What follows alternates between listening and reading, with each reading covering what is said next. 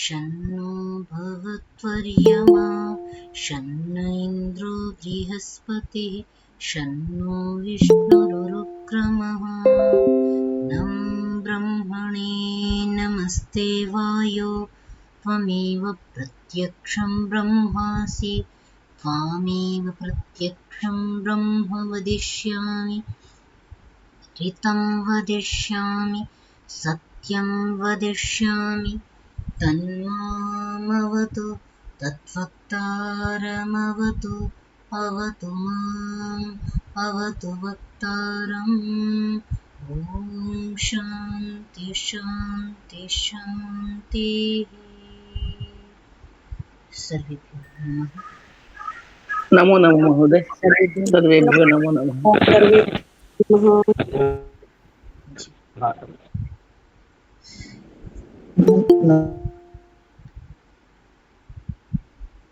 आज प्रथम अध्याय का द्वितीय ब्राह्मण आरंभ करते हैं। कल प्रकरण जो आरंभ हुआ बृहदारण्यक में वो था सृष्टि प्रक्रिया का। समस्त सृष्टि को अश्व से व्याख्यायित किया था और अश्वमेध याग जो है वो उसी का प्रतीक है। सृष्टि किस प्रकार प्रादुर्भूत होती है, क्या उसका शरीर है, उसे अश्व की शरीर के साथ तुलना करते हुए विगत कक्षा में हमने इसका अध्ययन किया। आज सृष्टि प्रक्रिया कहाँ से आरंभ होती है इस प्रकरण को आरंभ कर रहे हैं। देख लेते हैं उच्चारण कौन कर रहे हैं आज।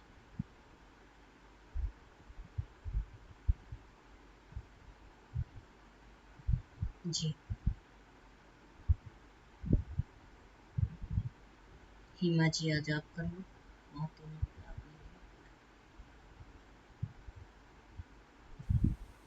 महोदया ना मैं कहीं बाहर हूँ, मेरे पास पुस्तक नहीं है यहाँ। अच्छा ठीक जी है। जी महोदय। हाँ मैं करती ओम नैवेह किंचनाग्र आसीन मृत्यु नैवेदम आवृत्तम आसीत अशनाया हि मृत्यु तन्मनो कृताश मानवी स्थामिति सो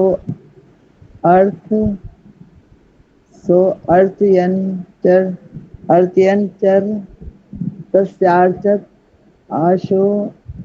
आशो जायन्ते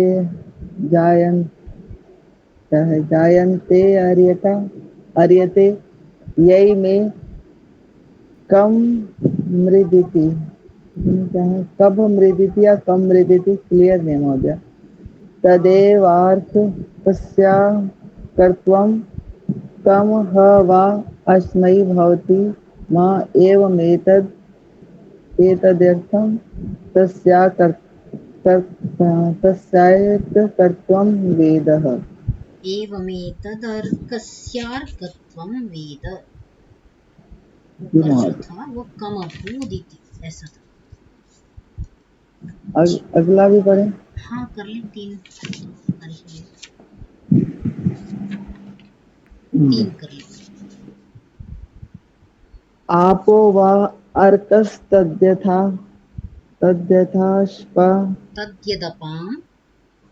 तद्यपा शर आसीत् तत्समहन्यत सा पृथिव्या। पता नहीं क्या हुआ मेरी है ना, सुबह सुबह विजन में प्रॉब्लम होती है। फिर भी जैसा सा पृथिव्या भवत तस्यां भाव्य अश्राम्य तस्य शान्तस्य तप्तस्य तेजो रसो निर्वर्तताग्नि स त्रेयात्मना त्रेयात्मानं त्रेधात्मानं त्रेधात्मानं व्यकृतात् आदित्य तृतीयं वायु तृतीयं स एष प्राणस्तेधा विहिता तस्य प्राचीर दिविशरोऽसौ चासो चेमौ अथास्य प्रतीचि दिक्पुंमसौ चास्य च सवभ्यो दक्षिणा चौदीचि च पार्श्वे द्यौ पृष्ठमन्तरिक्ष मूदरमीयमुर स एवोऽप्सु प्रतिष्ठितो यत्र एव चैति तदेव प्रतिष्ठित्येव विद्वान्। आगे भी नहीं, पहले इतना कर लेते हैं फिर इसके आगे कर लेंगे शेष। जी महोदय, धन्यवाद। सृष्टि प्रक्रिया की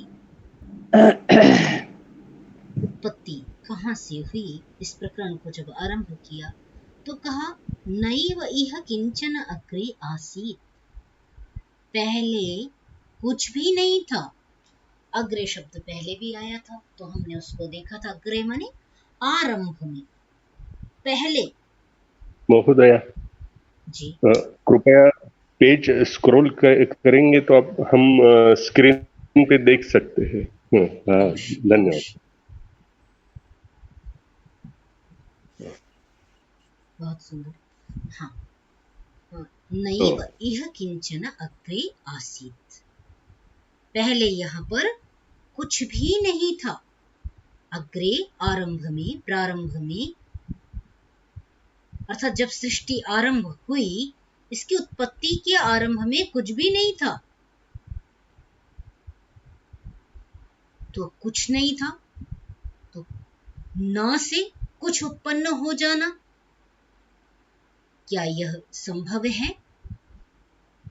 इस पर जो व्याख्याकार हैं बहुत विस्तृत और विशद चिंतन करते हैं, क्योंकि जो अभाव है, अभाव से भाव होना, यह प्रकरण इससे पहले श्वेत केतु के संदर्भ में आया था, जहां पर आरुणी और श्वेत केतु पिता पुत्र संवाद कर रहे हैं। वहां ये प्रकरण आया कि अभाव से भाव कैसे हो सकता है ना? तो कुछ भी नहीं था, चूंकि यह शब्द नैव इह किंचन अग्रे आसीत्, कुछ भी नहीं था। नहीं था तो कैसे उत्पन्न, कैसे हो गया? तो अब उसकी स्पष्टता हम ये कह रहे हैं कि भाई ऐसा विचार जल्द शीघ्रता से विश्वसनीय नहीं होता कि कुछ भी नहीं था और उससे कुछ हो जाए। तो जैसे वहां पर पिता पुत्र ने विचार किया, नहीं, हम सतह से सत्य की उत्पत्ति मानेंगे, कुछ था और उससे उत्पन्न हुआ, है ना? ऐसा प्रकरण हमने पहले देखा था छांदोग्य में। तो कुछ था, उससे उत्पन्न हुआ, वह कुछ क्या था? उसको कहा कि मृत्युना एव इदम आवृतम आसीत्, जो कुछ पहले था वो कुछ नाम की सत्ता क्या थी?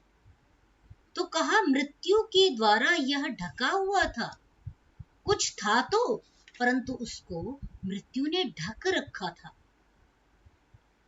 ठीक है, परमात्मा की जो शक्तियां हैं, सृष्टि की उत्पत्ति, सृष्टि का पालन करता, सृष्टि का संहार करता परमात्मा जो है,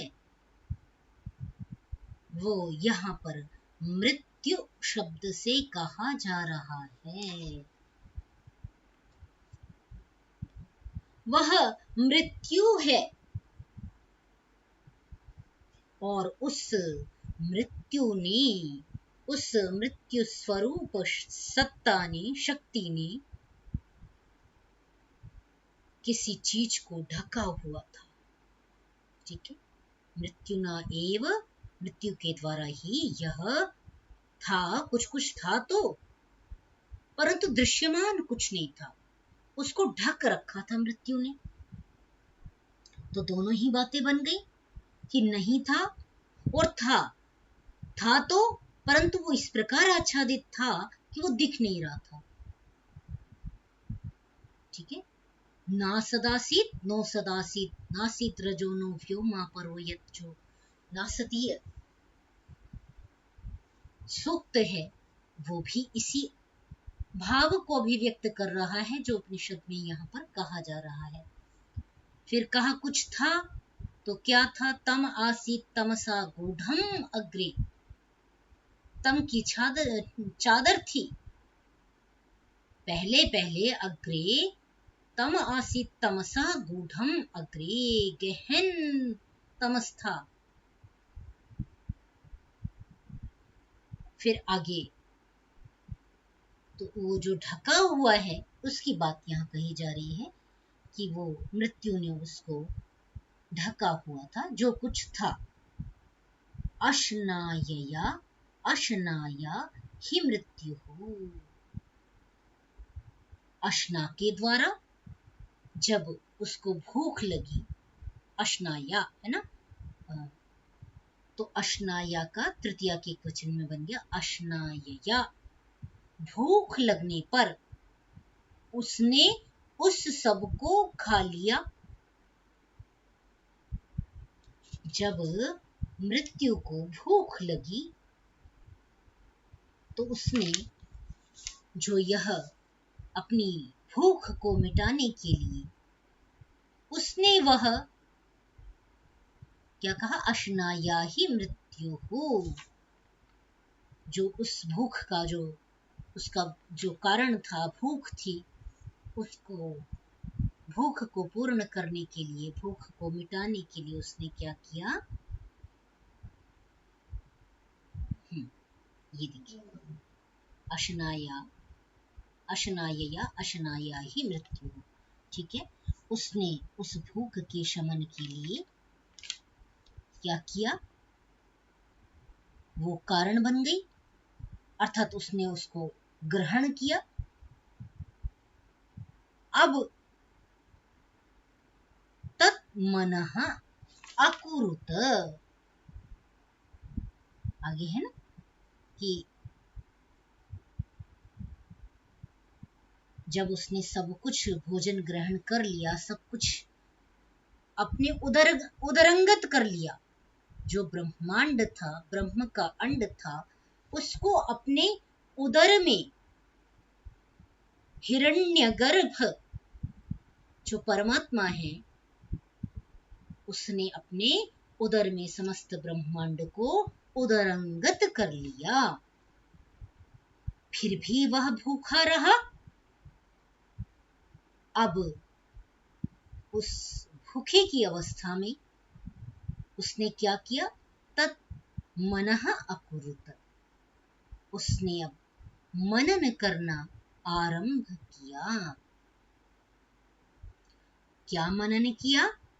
मनन कर रहा है, विचार कर रहा है, जिसे शास्त्र में शब्दांतर से ईक्षण करना कहा जाता है कि परमात्मा ने क्या किया? ईक्षण किया। कहीं पर उसको एको हम बहुश्याम कहते हैं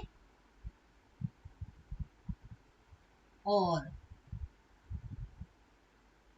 कहीं पर वेदादि शास्त्रों में अभिधात तपसः अध्यजायत, इस प्रकार शब्द से कहते हैं। तो क्या कहा कि मनन किया, आत्मन्वी श्याम इति, मैं आत्मन्वी हो जाऊं, आत्मा वाला हो जाऊं, अर्थात मैं जो मृत्यु थी, जो सब कुछ समाप्त हो गया था, कारण शरीर मात्र शेष था, सभी तत्व विलीन हो चुके थे। केवल कारण रूप शरीर उसका शेष था। वह आत्मा और मन के साथ युक्त होकर के शरीर से पुनः युक्त होना चाहता है, शरीर को ग्रहण करना चाहता है, धारण करना चाहता है। तो इसलिए उसने मनन किया, उसने ईक्षण किया कि मैं आत्मान्वी हो जाऊं, मैं आत्मा वाला हो जाऊं। इस प्रकार चिंतन करते हुए सह अर्चन अचरत, वह पूजा करता हुआ, क्या पूजा करता हुआ? संकल्प करता हुआ। परमात्मा ने संकल्प किया, उस मृत्यु ने संकल्प किया कि मैं देहधारी हो जाऊं, आत्मा के साथ युक्त होकर के मैं शरीर वाला हो जाऊं। तो इस प्रकार अर्चा करता हुआ, संकल्प करता हुआ आचरत, उसने गति की, गतिशीलता डाली। तो जो नासदीय सूक्त है जिसमें कहा, पहला तत्व जो गिनाते हैं रजः। अब वर्तमान जो साइंस है वो पहले तो अणु, परमाणु जो हैं, मॉलिक्यूल्स हैं, इनको ही वो सबसे छोटा तत्व मानते थे, है ना। परंतु शोध आगे आगे और बढ़ा तो मॉलिक्यूल से भी छोटे पदार्थ आ गए, है ना।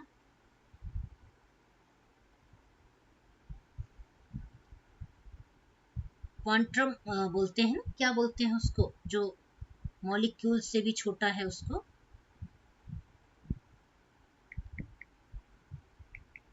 जानते हैं? Quantum theory. नहीं, क्वांटम थ्योरी तो नहीं। मैं अभी भूल रही हूँ वो शब्द,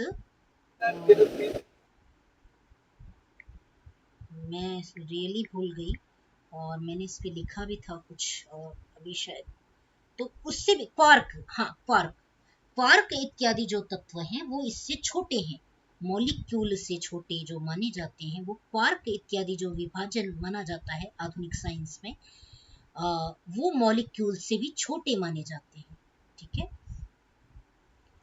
तो वे जो क्वार्क इत्यादि जो अणु परमाणु से भी छोटे जो तत्व हैं, संभवतः साइंस इसमें भी विचार करने लग जाए और उसे नए तत्व मिले, तो हम वो शब्द नहीं कह रहे जिसे वेद में रजः शब्द कहा गया, गति वहीं पर प्रवेश हो जाती है, ठीक है।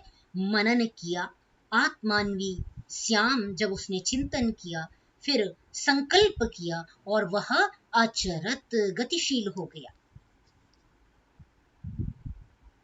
ठीक है। तो जहां पर तम आसीत तमसा गूढ़म अग्रे और अप्रकेतः सलिलम, ये जो जहां पर ये सलिल और रज इन तत्वों की चर्चा की गई है, वहां जहां प्रथम तत्व रज है वहीं पर ही उसमें गतिशीलता आ गई। मेरा कहने का तात्पर्य बस इतना ही है कि जो छोटा, सबसे छोटा पदार्थ है वो वहीं पर गति आ रही है, उसको हम क्वार्क कहें या अन्य किसी शब्द से कहें, ठीक है।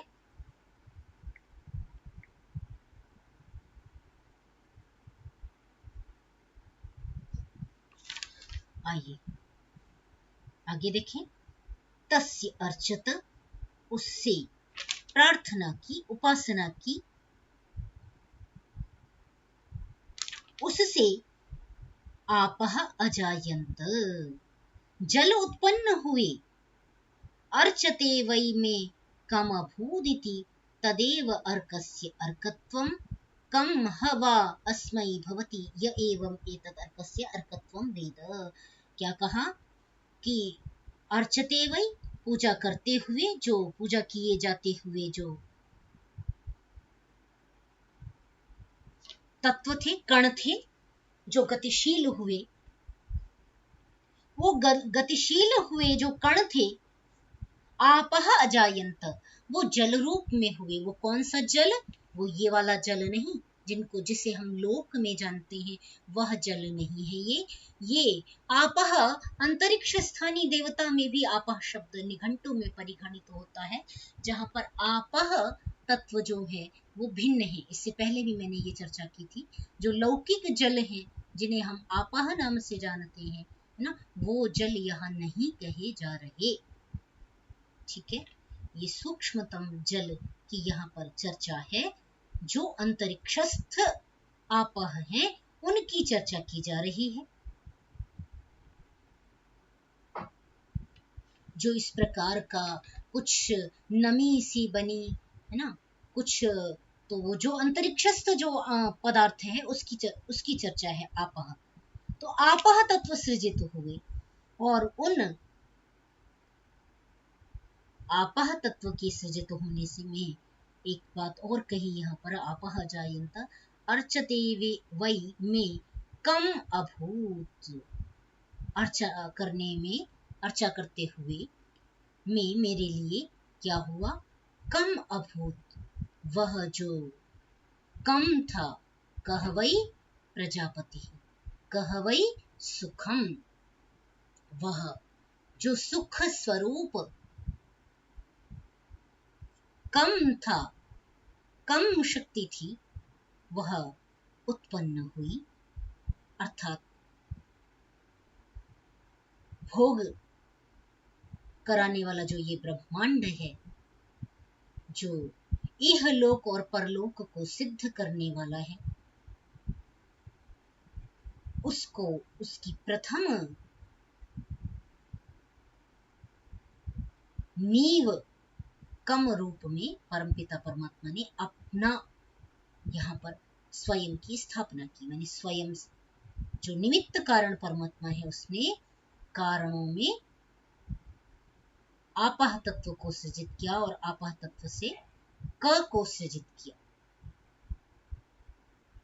क शक्ति सृजित हुई। ठीक है,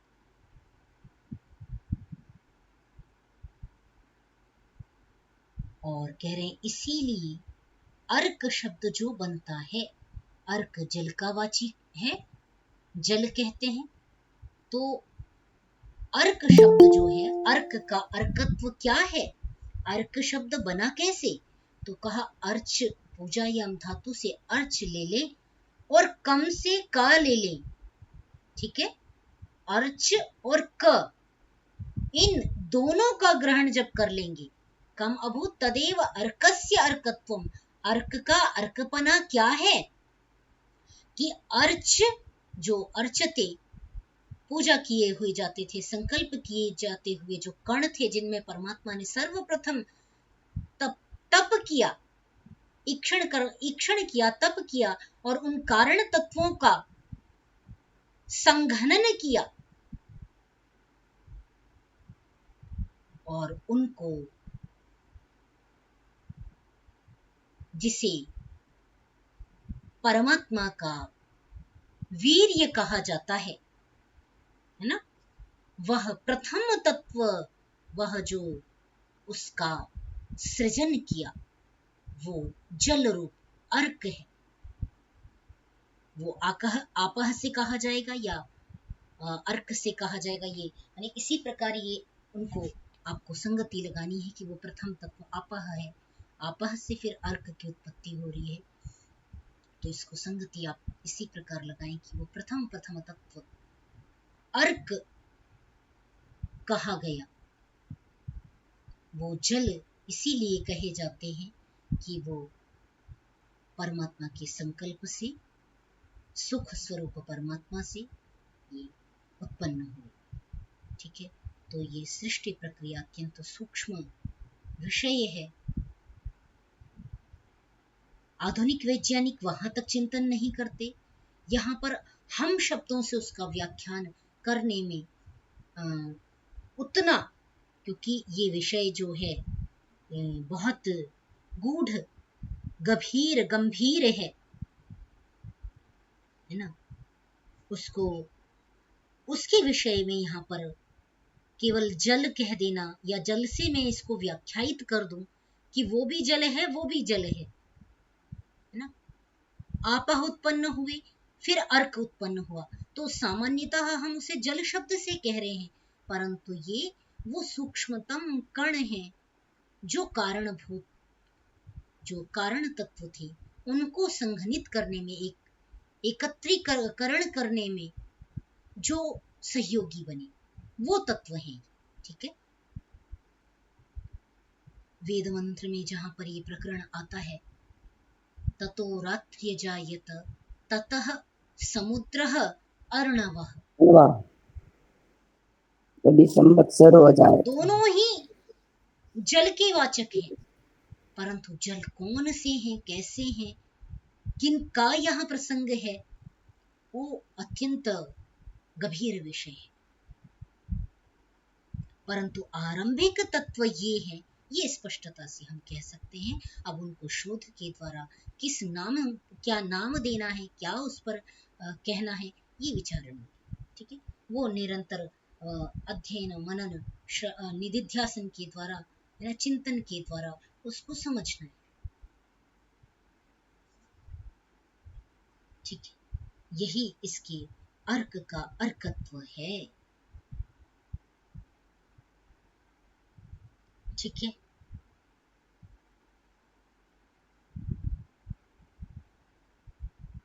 स्पष्ट हो सका क्या? कोई संदेह तो नहीं, कोई प्रश्न है तो कहें, नहीं तो फिर मैं आगे बढ़ रही हूँ इसी व्याख्या के साथ। रज का कौन सा वाचक यहाँ पे?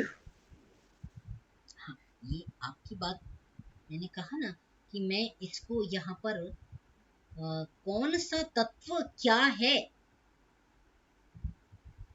ये मैं अभी व्याख्या नहीं कर रही हूँ।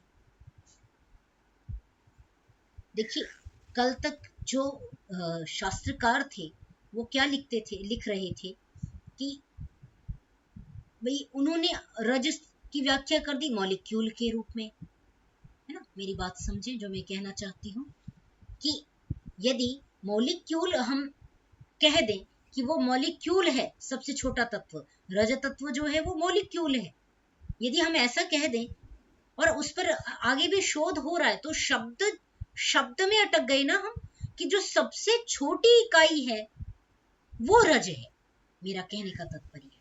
अब उसको आप मॉलिक्यूल समझें, क्वार्क समझें, या क्वार्क से भी छोटा कोई विभाजन आए, साइंस उसको उस नाम से कहे,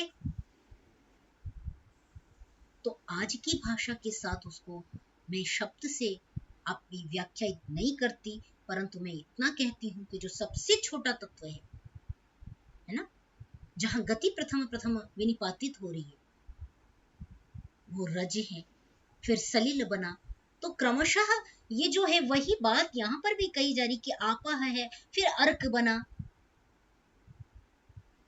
तो वो छोटा तत्व साइंस किस शब्द में व्याख्यायित करता है।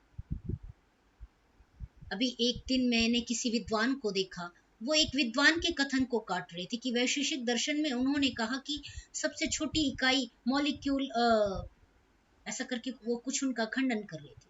तो उनके समय में वो शब्द ही सबसे छोटा था, इसलिए उन्होंने उसका व्याख्यान वैसे किया। समझना हमको है कि वो सबसे छोटा तत्व है ही कौन सी, सबसे छोटी शक्ति है कौन सी, है ना। मेरी बात को समझ पाए? जी हाँ,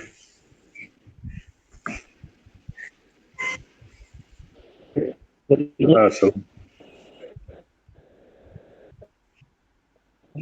की बात। सौमित्र जी, आपकी आवाज नहीं आ रही, आप हाँ कुछ कह रहे हैं शायद, हाँ किमपि वदन् अभी अस्ति। हाँ इदानीं शृणोति वा भगिनि? स्पष्टता नास्ति, ध्वनिः सम्यक्तया न श्रूयते।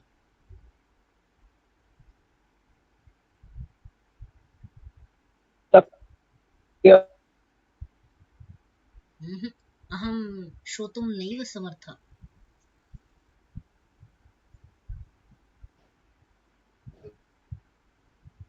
सौमित्र जी, आप एक बार लेफ्ट होकर के फिर से ज्वाइन करिए, संभवतः आपकी आवाज सुन सके हम।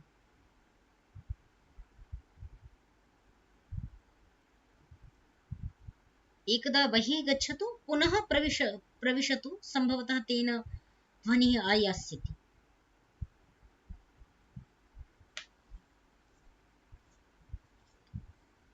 अस्तु, सौमित्र महोदय कुछ बात पर प्रकाश डालना चाह रहे थे, परंतु आवाज नहीं आ रही है।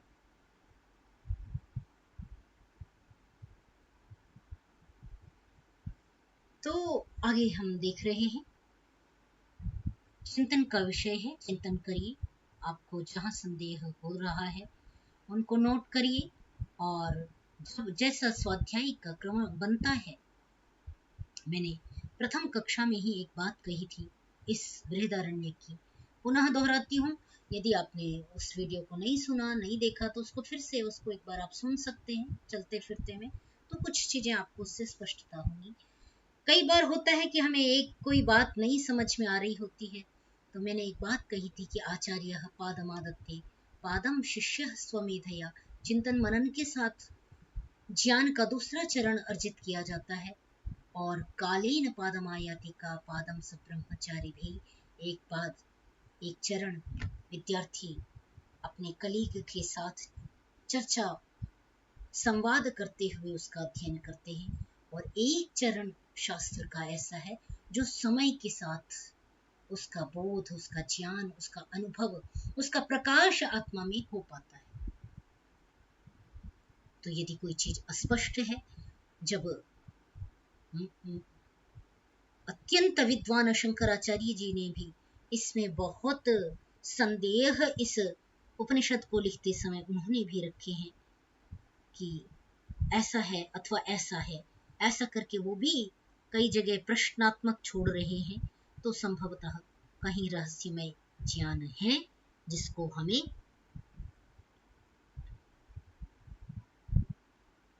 और समझना है। अच्छा, अर्क का हमने यहाँ पर जल अर्थ किया है, परंतु शंकराचार्य जी अर्क शब्द से यहाँ पर अग्नि अर्थ ले रहे हैं, और अग्नि अर्थ की संगति जल से अधिक मुझे लगती भी है कि वो कुछ ठीक है। बाकी कुछ व्याख्याकार उसको खंडित भी कर रहे हैं कि ये अर्थ नहीं होना चाहिए, परंतु कैसे हो सकता है ये थोड़ा सा मैं उसके साथ अभी संगति आपके साथ करके देखूंगी और स्पष्ट करूंगी। वहां पर उन्होंने क्यों अग्नि माना, और वो उसका जो प्रयोजन दे रहे हैं वहां पर कि क्यों अग्नि इसको माने, अर्क तत्व जो है वो अग्नि क्यों मानना चाहिए। तो वो कह रहे हैं कि भाई जो अश्वमेध याग है, और अश्वमेध से इसका सामंजस्य दिखाया जा रहा है, तो संदर्भ प्रसंग को देखते हुए याग में अग्नि का प्रज्वलन किया जा रहा है, इसलिए अश्वमेध की अग्नि अर्क हुआ, है ना।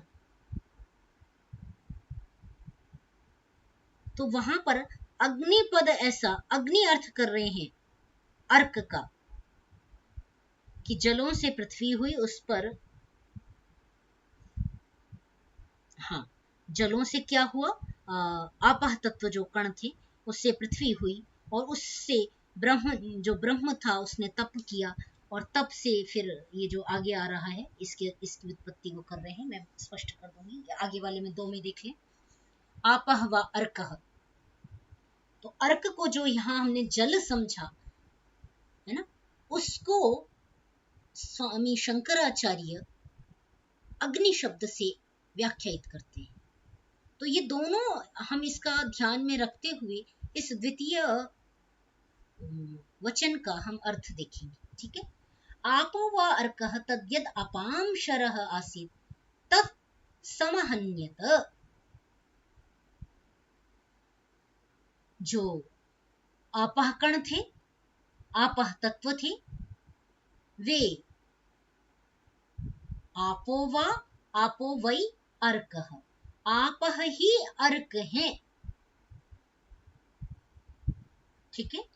तद यद अपाम शरह,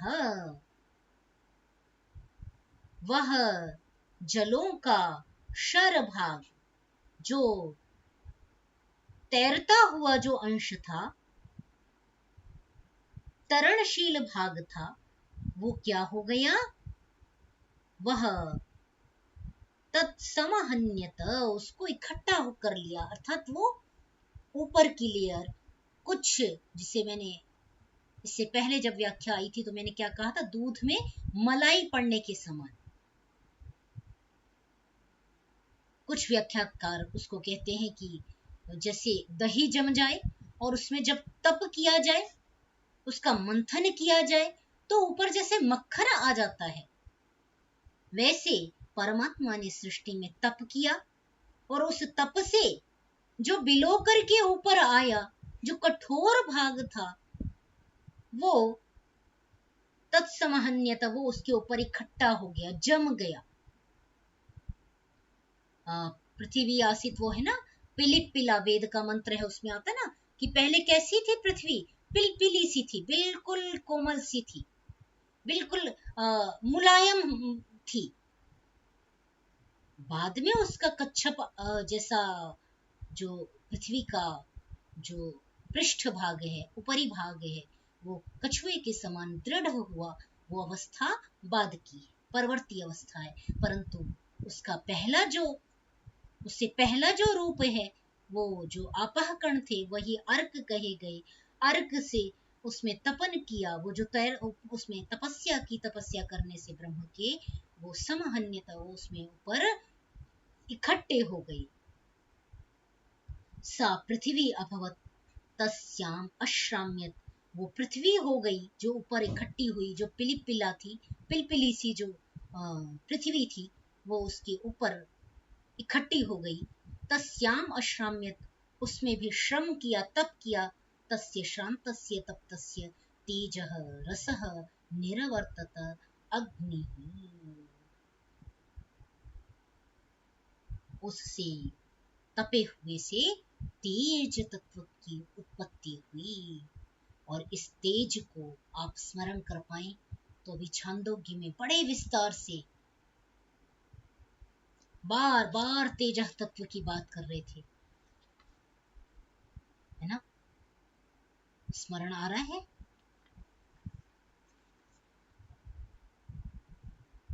मन, संकल्प, इन सब की जहां बात कर रहे थे तो तीन पदार्थों की बारंबार चर्चा की थी, प्राण की और मन की और तेज तत्व की। मुझे लगता है भूल गए आप, पीछे भूल गए ना। छांदोग्य उपनिषद षष्ठ प्रपाठक 537 पृष्ठ को देखें तो ये प्रकरण आप देख पा रहे होंगे। 537 पृष्ठ निकालें, 537।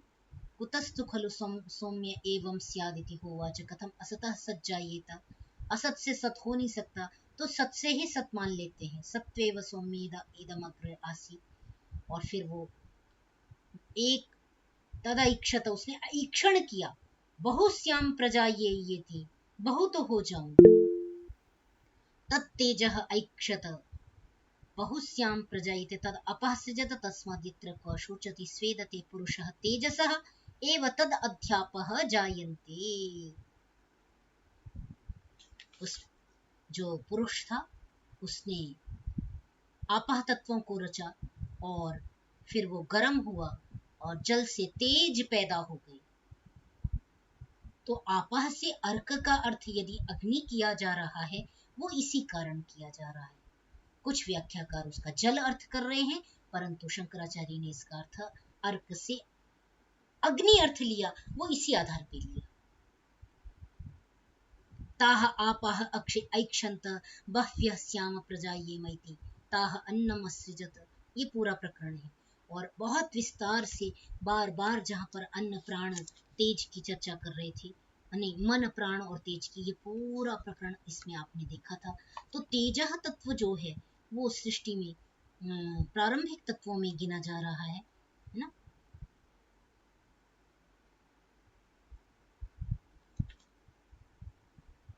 इससे पहले भी आप देखेंगे चतुर्थ प्रपाठक, उसमें भी यही प्रकार है जो तेज वाला मैं कह रही हूँ। तो षष्ठ में भी है ना, और पीछे भी है उसके, तो इसको देखिएगा तो स्पष्टता और बन जाएगी। इसी के कारण जो तेजः तत्व यहाँ पर माना, जो छांदोग्य में, उसके आधार पर ही उसका अग्नि अर्थ किया गया है। ठीक है, अब देखिए इसको, तस्य तप्तस्य, जलों में जब घर्षण किया, तेज किया, तप किया, उसमें विलोडन किया परमात्मा ने, तो तेजः तत्व उसमें से उत्पन्न हुआ, है ना। तेजः रसः निरवर्तत अग्नि, उसका सार जो रस था वो तेजः तत्व प्रकट हुआ, वही आगे अग्नि कही गई। ठीक है, वो अग्नि रूप उत्पन्न हुआ। अब इस चीज को समझेंगे थोड़ा सा, ये बहुत अच्छा विषय है और बहुत सूक्ष्म, बहुत अच्छा विषय हम देख पा रहे हैं, देखेंगे इसमें। वस्तुतः ये पहले मुझे भी स्पष्ट नहीं था, मैं अभी किसी से चर्चा कर रही थी, उस संदर्भ में उनके साथ चर्चा में ये चीज निकल कर के आई, बड़ा अच्छा लगा। वो बात मैं इसमें समझ पा रही हूँ, वो आपके साथ में शेयर कर लेती हूँ। सत्रेधा आत्मानं व्यकुरुत, उस अग्नि को, जो अग्नि तत्व था, जो तेजः रसः निरवर्तत, न तेजः तत्व जो था, रस सार रूप था, वो अग्नि रूप में उत्पन्न हुआ। उस अग्नि को तीन रूप में बांट लिया। सत्रेधा आत्मानं व्यकुरुत, उसने तीन भाग में अपनी आत्मा को, अपने को, स्वयं को व्यकुरुत बांटा। क्या तीन भाग हैं? देखें, आदित्यम तृतीयम, वायुम तृतीयम, स एष प्राणः त्रेधा विहितः।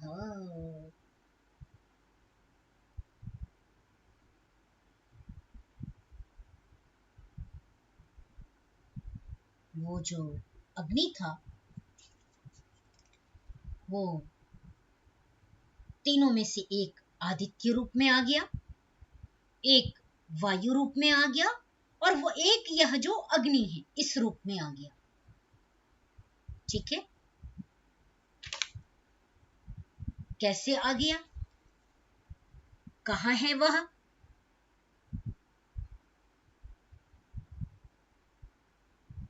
तो इसको मैं बता देती हूँ, ऐसे करके आप लगा ले। यहाँ पर तो बड़े संक्षेप में कहा हुआ है, ऋषि सूत्र में रूप में ही सारी बात कहते हैं, और इन सूत्रों को जिन्होंने समझा या उसकी व्याख्या की, विस्तार किया, उस पर एक एक सूत्र पर ही गहन चिंतन किया, वो इसको विज्ञान के साथ जोड़ सके। अग्नि तत्व जो गर्म था वो तीन रूपों में बटा, पृथ्वी का देवता अग्नि हुआ, तीनों में से एक अग्नि जो ज्वलनशील अग्नि पृथ्वी में देखी जाती है, वो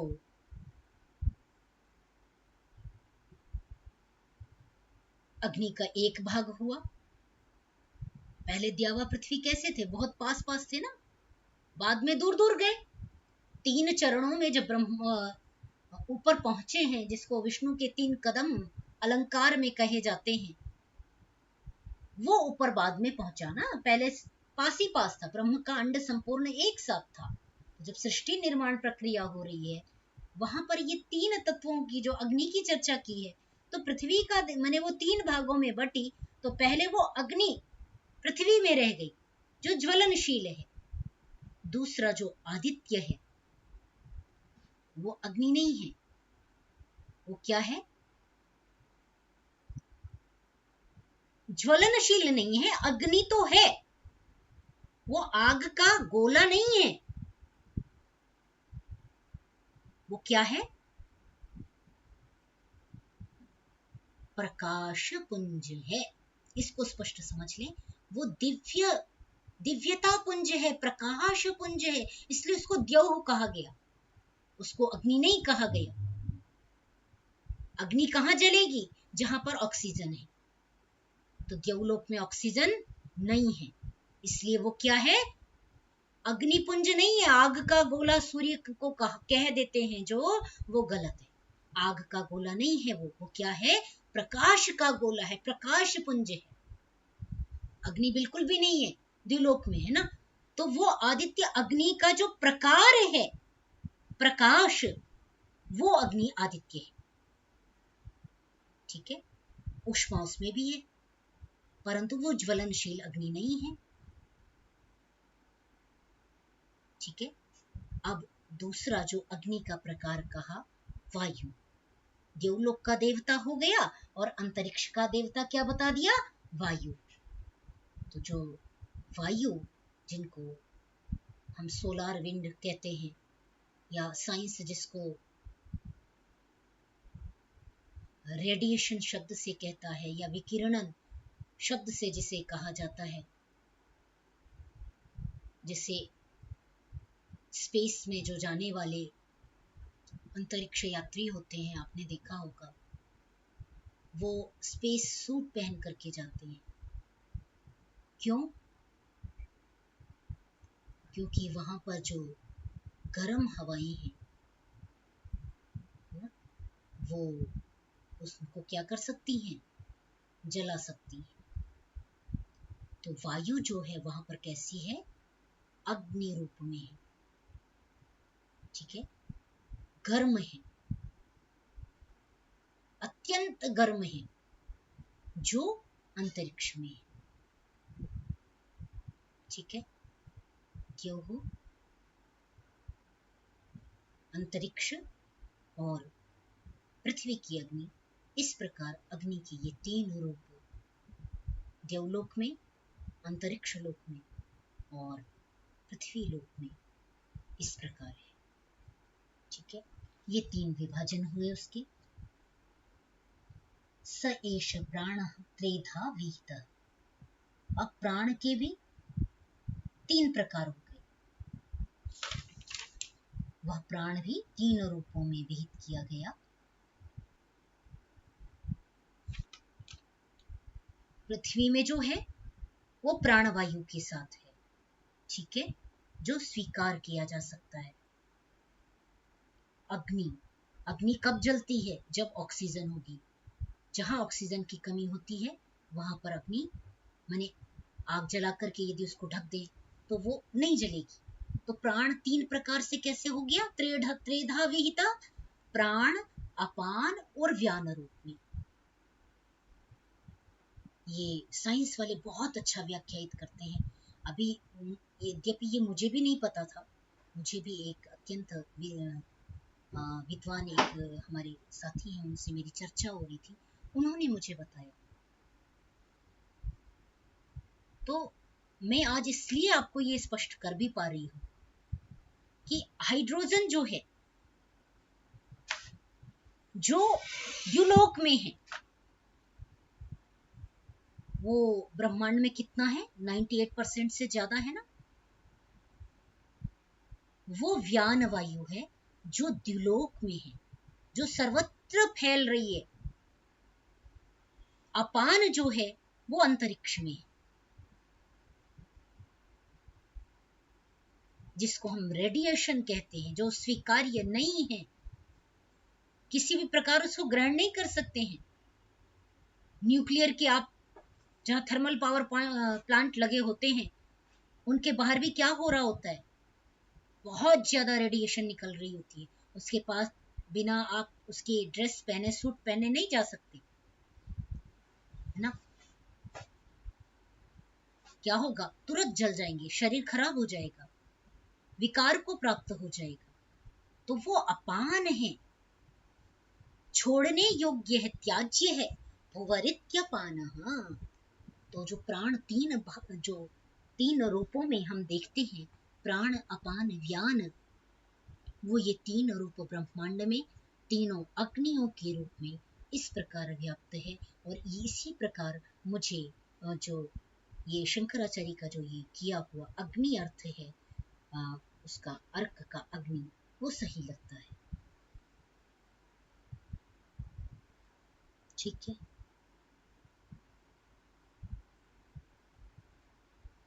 ये पूरा कर दूं, समय तो पूर्ण हुआ, ये पूरा कर लेते हैं। हाँ, संडे है, रविवार थोड़ा सा कर सकते हैं, तो 5 मिनट और करके इसको पूरा कर देते हैं।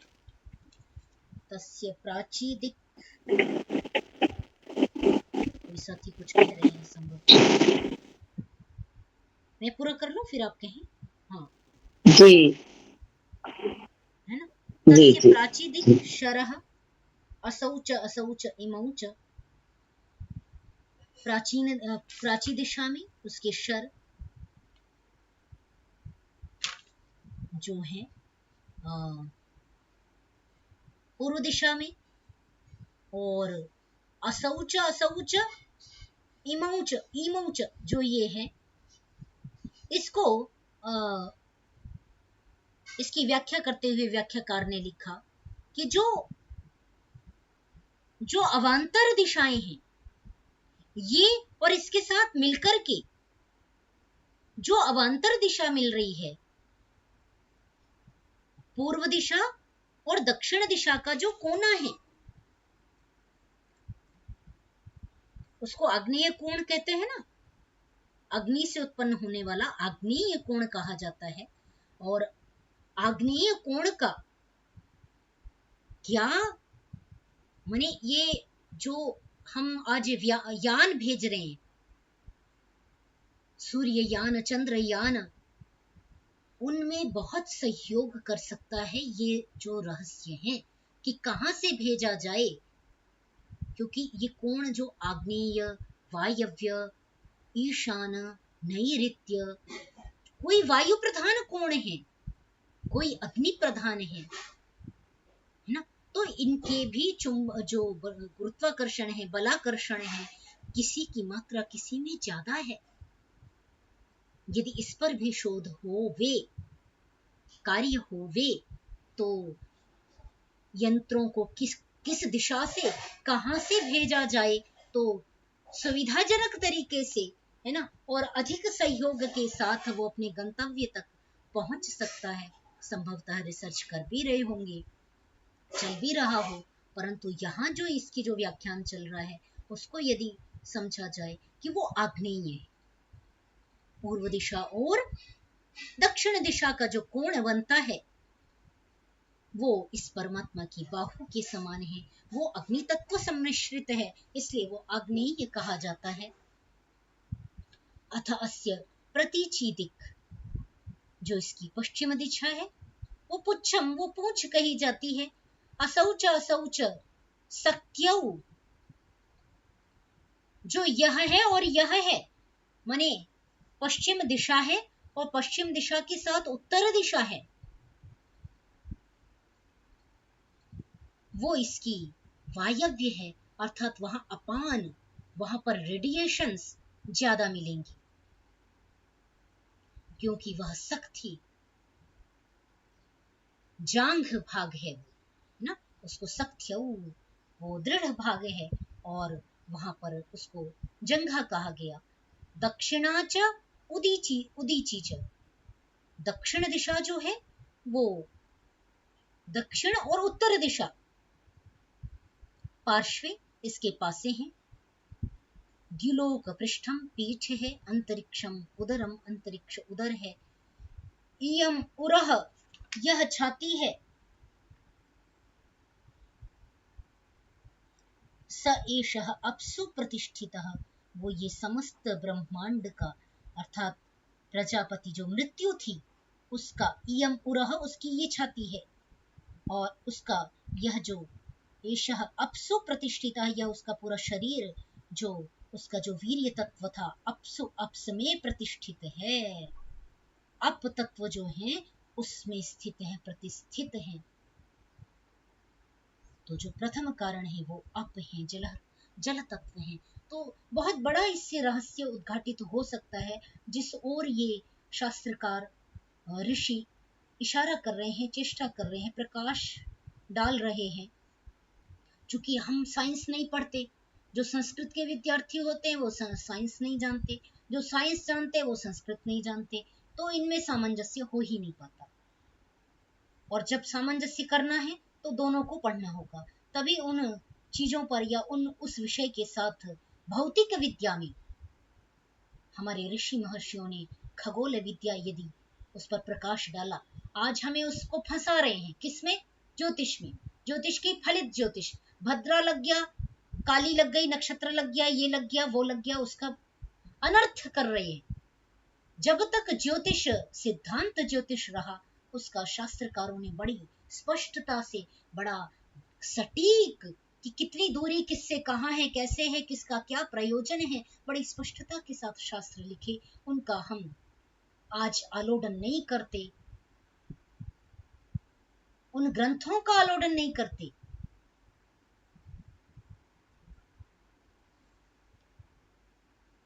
तो वो ज्ञान, जो ज्ञान है, जो नक्षत्र विद्या है, भूगोल विद्या है, आपने ये नक्षत्र विद्या शब्द पहले सुना है, आपको स्मरण आ पा रहा है क्या?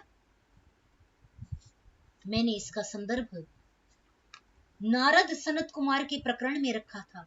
जब सनत कुमार ने प्रश्न किया नारद से कि क्या क्या पढ़ के आई हो, तो भगवान नारद ने कितनी विद्याएं गिनाई थी, आप स्मरण करिए, वो पृष्ठ पलटिए, आपको स्मरण आ जाएगा। नारद ने नक्षत्रादि जी गला ही नहीं चलना मेरा। हाँ, वहां पर नक्षत्र विद्या भी आई थी नक्षत्रादि कि की मैंने वहाँ इस पे विद्या आई का भी अध्ययन किया, मैंने ये विद्या भी अध्ययन की, मैंने ये विद्या भी अध्ययन की। नारद बहुमुख हैं, वो किस कारण है ये किसी ने नहीं जाना, उनकी हंसी सब बनाते हैं, उनके जैसा होना बड़े गौरव की बात होगी, है ना? कितनी सारी विद्याएं, वो पृष्ठ शशि जी आप निकाल पा रहे हो तो मुझे वो 569 570 है ना? नहीं मैम 69 हाँ, इसके 569 आगे ही है, मैं 70 निकाल के देख रही थी। हाँ, तो यही से शुरू हो गया। यहाँ पर देखिए, देव विद्या, ब्रह्म विद्या, भूत विद्या, क्षत्र विद्या, नक्षत्र विद्या, सर्प देव जन विद्या। वो कौन सी विद्या है ये नक्षत्र विद्या कि भद्रा से अभद्र हो जाएगा? ये विद्या नहीं है वो। क्षमा करें, मैं बड़ा दुखी जब मन होता है तब मैं इस शब्दों को इस प्रकार कह रही होती। ये नक्षत्र विद्या यही विद्या है जिसको आज का साइंस प्रूफ करने की कोशिश कर रहा है। हम मान्यताओं में कहीं न कहीं उलझ गए, उसका वास्तविक अर्थ तक नहीं गए। शनि मेरे ऊपर चढ़ गया, उसके ऊपर तो राहु चढ़ गया, उसके अरे शनि तो बहुत अनिष्ट करता है, शनि की बहन है भद्रा, और उसने राखी रावण ने बांध दी थी। अच्छी कहानी बना रखी है, बड़ी अच्छी सी कहानी लोग सुना रहे थे, अभी मैं किसी से मिली। अरे इसलिए नहीं बांधना चाहिए कि शूरपणखा ने उस समय राखी रावण को बांध दी थी, इसलिए वो पराजित हो गया, वो हार गया, इसलिए वो मारा गया। क्या गप्पे बना ली। अरे वो महाविद्वान रावण अधर्म का साथ दे रहा था इसलिए मारा गया, अन्यथा तो वो मोक्ष सिद्धि को प्राप्त करने वाला, जिसका अपने प्राणों में वश था, साधना द्वारा उसने प्राणों को वश में कर रखा था, एक अधर्म ने उसको पतित कर दिया, एक अधर्म ने। उसकी कहानी को हम किस तरह गा रहे हैं, वास्तविक अर्थ जान नहीं रहे, वास्तविक अर्थ कह नहीं रहे। तो ये वो विद्या की बात चल रही है यहाँ पर, बड़ी बड़े बड़े रहस्य की विद्या की बात चल रही है यहाँ पर, कि किस प्रकार जो अवान्तर दिशाएं हैं वो भी बहुत बड़ा इसमें योगदान कर रही होती हैं, और ये अप्स में प्रतिष्ठित हैं, जलों में ये सब प्रतिष्ठित है। वो अप कण जो हैं, जो प्रारंभिक कण हैं, उनमें प्रतिष्ठित हैं। यत्र पच एति तदेव प्रतिष्ठति एवं विद्वान।